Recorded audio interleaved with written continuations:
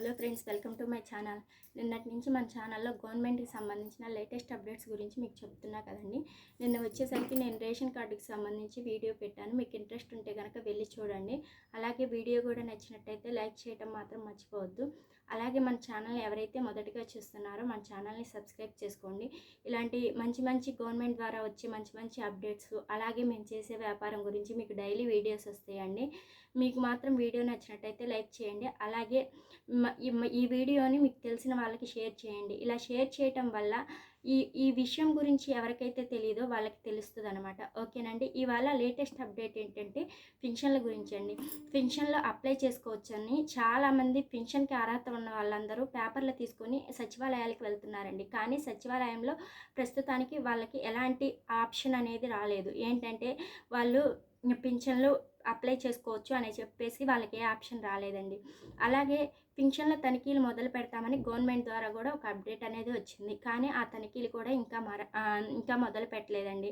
ఏంటంటే ఆ తనిఖీలు ఎందుకు చేస్తున్నారంటే, ఇప్పుడు ఎవరైతే అర్హత లేని వాళ్ళు ఉన్నారో వాళ్ళు అర్హత ఉన్నట్టు పింఛన్ తీసుకుంటున్నారనమాట. ఎలా అంటే ఫిజికల్లీ హ్యాండిక్యాప్డ్ వాళ్ళకి తక్కువ పర్సంటేజ్ ఉన్న ఎక్కువ పర్సంటేజ్ ఉన్నట్టు చూపించి వాళ్ళు పింఛన్ అనేది తీసుకుంటున్నారు. అలాగే వయసు తక్కువ ఉన్న వాళ్ళు కూడా ఎక్కువ ఉన్నట్టు చూపించి వాళ్ళు పింఛన్ అనేది తీసుకుంటున్నారు. వీళ్ళు అర్హత లేని వాళ్ళు ఇలా పింఛన్ తీసుకోవడం వల్ల అర్హత ఉన్న వాళ్ళు అప్లై చేసుకోవడానికి కుదరటం లేదనమాట. అందుకని చెప్పి ఇలా తనిఖీలు చేసి అర్హత లేని వాళ్ళందరినీ తీసేసి అర్హత ఉన్న కొత్త వాళ్ళకి అవకాశం ఇవ్వాలని చెప్పేసి గవర్నమెంట్ డిసైడ్ అయిందనమాట. కాకపోతే ఏ డేట్స్ నుంచి అవి మొదలో కూడా ప్రస్తుతానికి ఏం చెప్పలేదండి.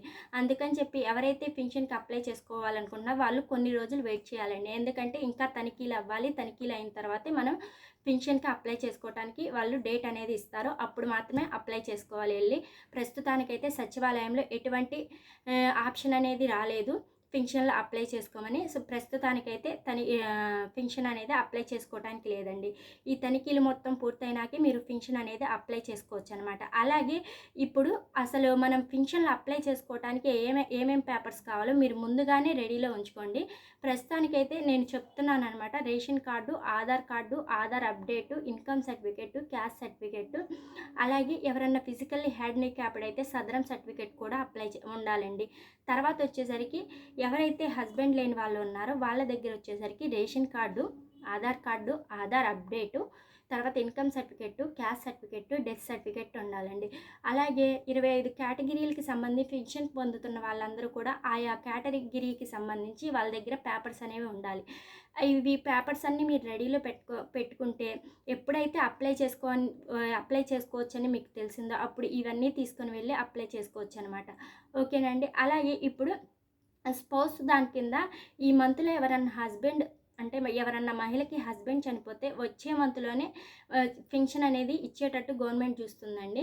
ప్రస్తుతానికి అది ఒక్కటే అమల్లో ఉందండి. పెన్షన్లకు అప్లై చేసుకోవటం కానీ అలాగే పెన్షన్ల తనిఖీలు కానీ ప్రస్తుతానికైతే ఏమీ లేదు. ఒకటే అండి, ఈ మంత్లో ఎవరైతే మహిళ హస్బెండ్ని కోల్పోతారో వాళ్ళు వచ్చే నెలలోనే తీసుకునేటట్టు మాత్రమే ఉందండి. ఓకేనా. అలాగే మీరు మాత్రం వీడియో నచ్చినట్టయితే లైక్ చేయండి. మన ఛానల్ని ఎవరైతే సబ్స్క్రైబ్ చేయలేదో సబ్స్క్రైబ్ చేయండి. అలాగే మీకు తెలిసిన వారికి ఈ వీడియో మాత్రం షేర్ చేయండి. ఒక్కళ్ళకన్నా ఉపయోగపడుతుంది. ఓకేనండి. బాయ్.